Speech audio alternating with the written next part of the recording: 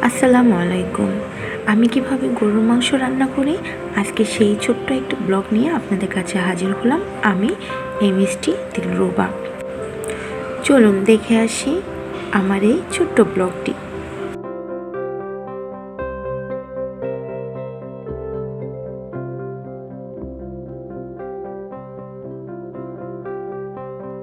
প্রথমে গরুর মাংস ধুয়ে নিয়েছি, তারপর একটু মোটা মোটা করে পেঁয়াজগুলো গোল গোল করে কেটে নিয়েছি। পেঁয়াজ আমি একটু বেশি দিয়েছি, পেঁয়াজগুলো দিয়ে দিব।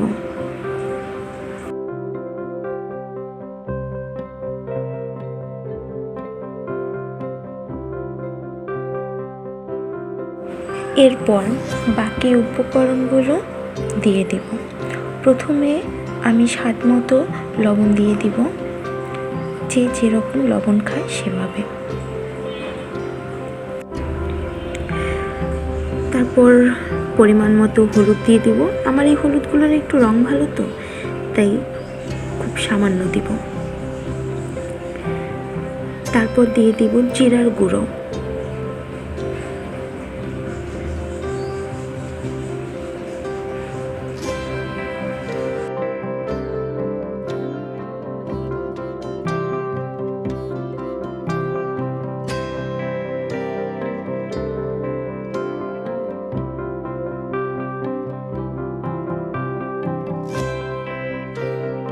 এরপর দিব ধনিয়ার গুঁড়ো।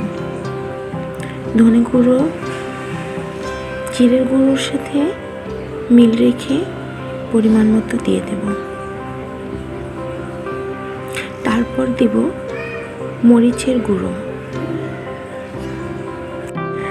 আমরা একটু ঝালটা কম খাই, তাই মরিচের গুঁড়োটাও কম দিব। এরপর দিব তেল। আমি এখানে সাদা তেলটাই ব্যবহার করব। তারপর দিব আদা রসুন বাটা।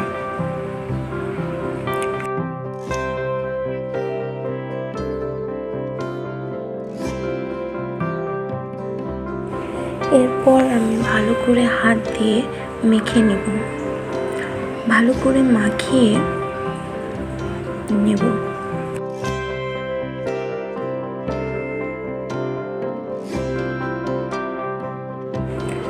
আমি এখানে পানি দিব খুব কম, জাস্ট হাত ধোয়া পানিটাই দিয়ে দেব।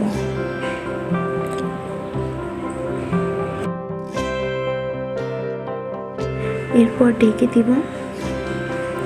ঢেকে দিয়ে চুলাটা জ্বালিয়ে দেব।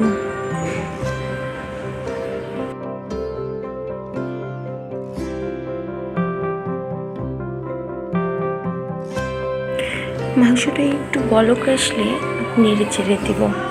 গরুর মাংস যত বেশি কষাই নেব, গরুর মাংস তত বেশি মজা হবে।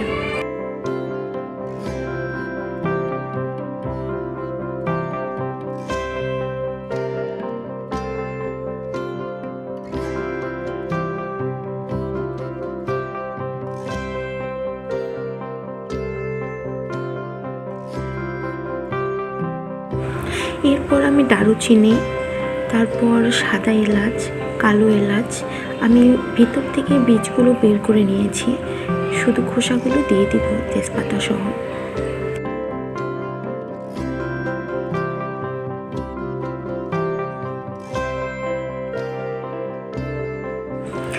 আবার ভালো করে নেড়ে চেড়ে ঢেকে দিয়ে অপেক্ষা করব পানিটুকু শুকানোর জন্য।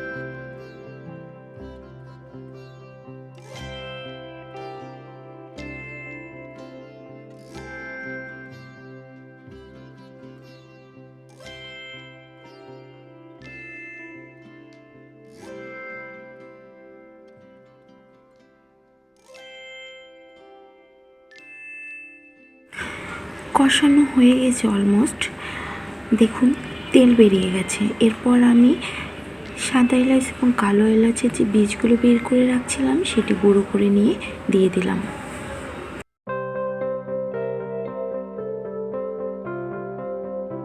এরপর আমি আলু দিয়ে দিব। আলু দিয়ে আরেকটু ভালো করে কষিয়ে নেব।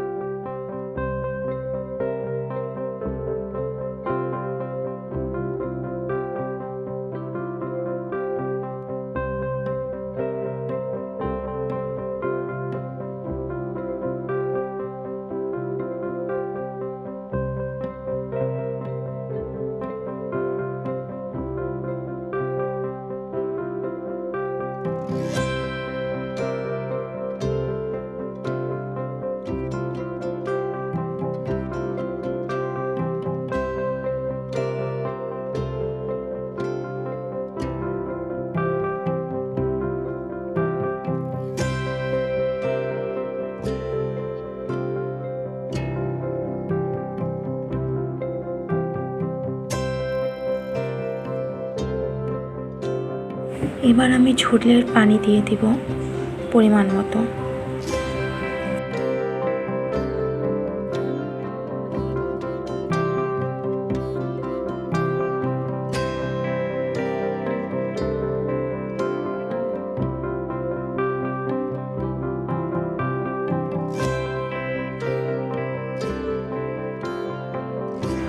আমি পাতিলটা পাল্টিয়ে নিয়েছি, একটা ছোট পাতিলে দিয়েছি,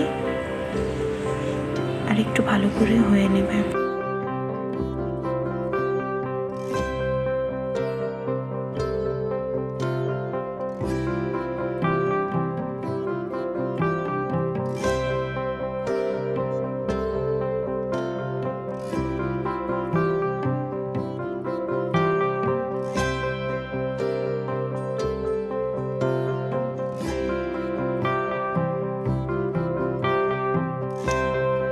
আমার রান্না অলমোস্ট ডান, এবার পরিবেশনের পালা।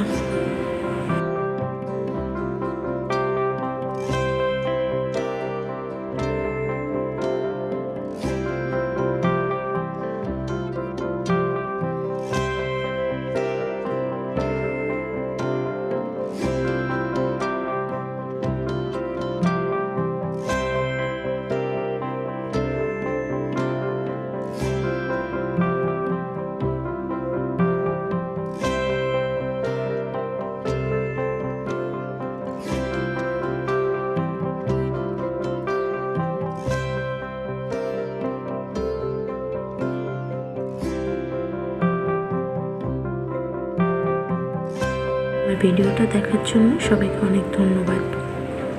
আশা করি সাপোর্ট করবেন সবাই।